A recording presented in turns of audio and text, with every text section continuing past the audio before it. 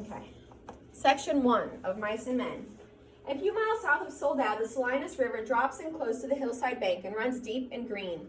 The water is warm too, for it has slipped twinkling over the yellow sands in the sunlight before reaching the narrow pool. On one side of the river, the Golden Foothill slopes curve up to the strong and rocky Kabylian Mountains. But on the valley side, the water is lined with trees, willows fresh and green with every spring, carrying in their lower leaf junctures with the debris of the winter's flooding. Sycamores with mottled white recumbent limbs and branches that arch over the pool. On the sandy bank, under the trees, the leaves lie deep and so crisp that a lizard makes a great skittering if he runs among them. Rabbits come out of the brush to sit on the sand in the evening, and the damp flats are covered with the night tracks of coons and with the spread pads of dogs from the ranches, and with the split wedge tracks of deer that came to drink in the dark. There is a path through the willows and among the sycamores, a path beaten hard by boys coming from the ranches to swim in the deep pool, and beaten hard by tramps who come wearily down from the highway in the evening to jungle up near water.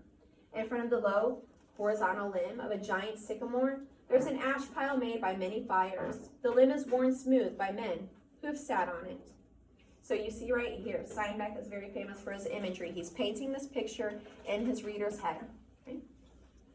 Evening of a hot day started the little wind moving among the leaves. The shade climbed up the hills toward the top. On the sandbanks, the rabbits sat as quietly as little gray sculptured stones. And then from the direction of the state highway came the sound of footsteps on crisp sycamore leaves.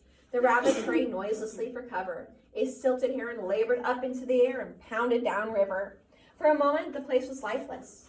And then two men emerged from the path and came into the opening by the green pool. They had walked in single file down the path, and even in the open, one stayed behind the other. Both were dressed in denim trousers and in denim coats with brass buttons. Both wore black, shapeless hats, and both carried tight blanket rolls slung over their shoulders. The first man was small and quick, dark of face, with restless eyes and sharp, strong features. Every part of him was defined: small, strong hands, slender arms, a thin and bony nose. Behind him walked his opposite, a huge man, shapeless of face, with large, pale eyes and wide, sloping shoulders, and he walked heavily, dragging his feet a little the way a bear drags his paws. His arms did not swing at his sides, but just hung loosely. The first man stopped short in the clearing, and the follower nearly ran him over. He took off his hat, wiped the sweatband with his forefinger, snapped the moisture off. His huge companion dropped his blankets and flung himself down and drank from the surface of the green pool, drank with long gulps, snorting in the water like a horse. The small man sat nervously beside him. Already Steinbeck has used two different ways to describe this large man, both of them being very animalistic. The first one describing him like a bear, right? He's walking and he's just kind of not swinging his arms or anything like this. And then the second one, he throws himself down in this pool and he's starting to snort the water in like a horse, right? So you get an impression of this man before we even hear him talk, before you even know his name. Okay. Lenny, he said sharply. Lenny, for God's sake, don't drink so much.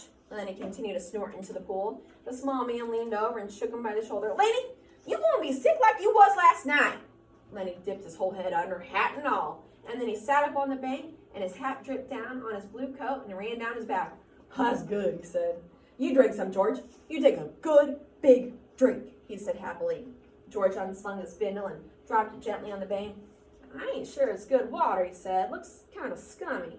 And then he dabbled his big paw in the water and wiggled his fingers so the water rose in little splashes, rings widening across the pool to the other side, and came back again. Lenny watched them go. Look, George, look what I've done. George knelt beside the pool and drank from his hand with quick scoops. Tastes all right, he admitted. Don't really seem to be running, though. You never ought to drink water when it ain't running, Lenny, he said hopelessly.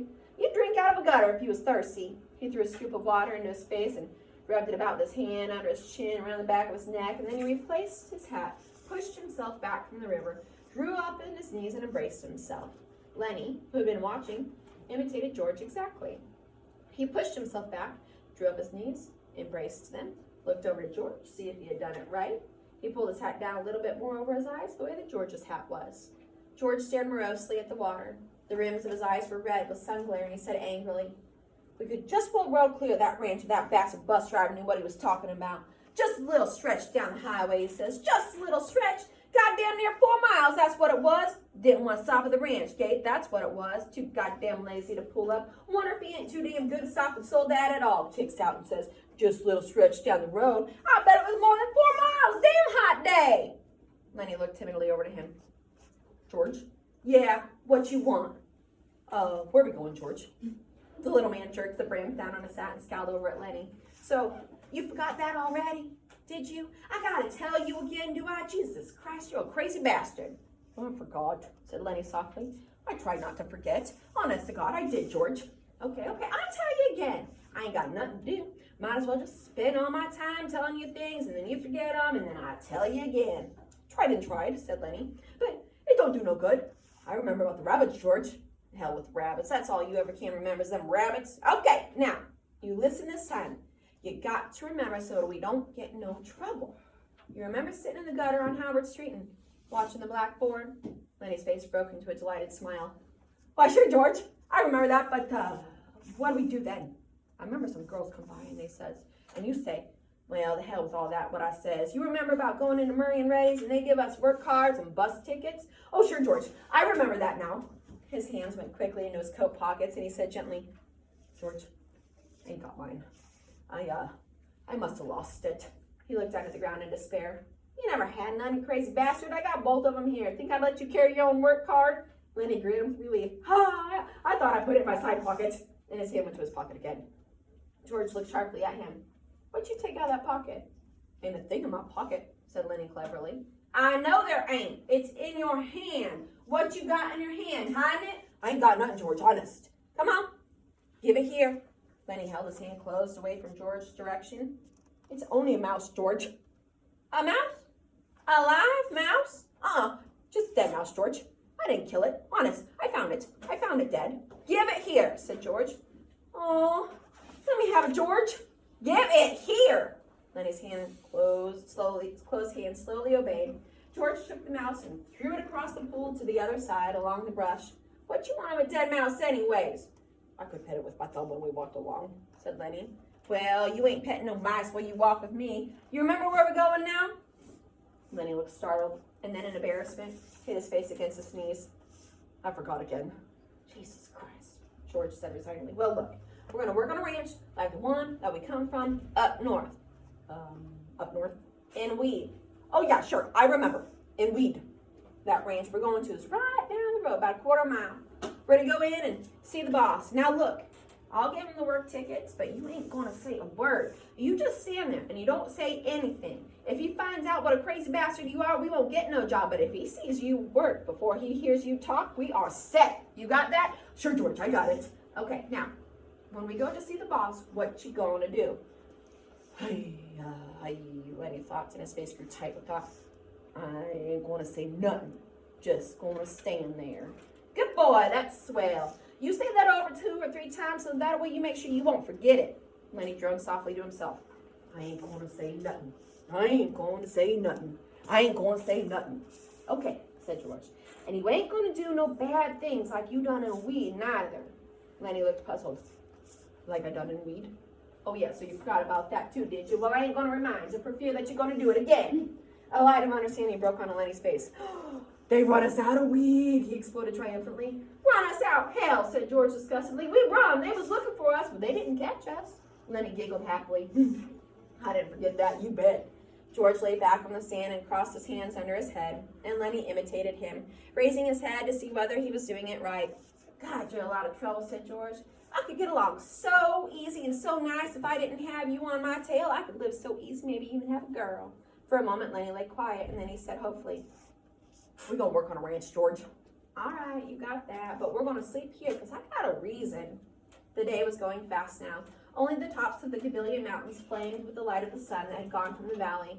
A water snake slipped along on the pool, its head held up like a tiny little periscope.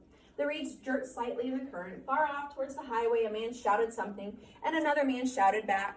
The sycamore limbs rustled under a little wind and then died immediately.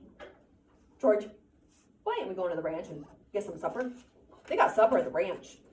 George rolled on his side. No reason at all for you. I like it here. Tomorrow, we're going to go to work. I've seen thrashing machines on the way down. That means we'll be bucking grain bags, busting a gut. Tonight, I'm going to lay right here and look up. I like it. Lenny got up on his knees and looked down at George. Are you going to have no supper?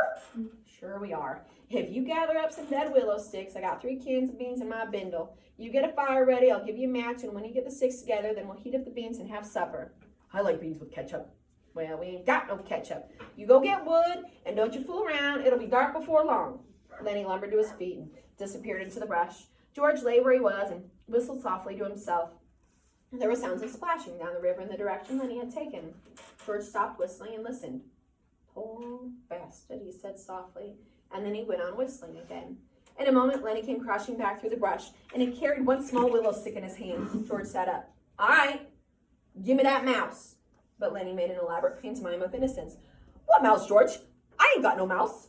George held out his hand. Come on, give it to me. You ain't putting nothing over. Lenny hesitated, backed away, looked wildly at the brush line as though he contemplated running for his freedom, and then George said coldly, You won't give me that mouse, or do I have to sock you? Give you what, George? You know goddamn well what I want that mouse. Lenny reluctantly reached into his pocket. His voice broke a little. I don't know why I can't keep it. It ain't nobody's mouse. I didn't steal it. I found it lying beside the road.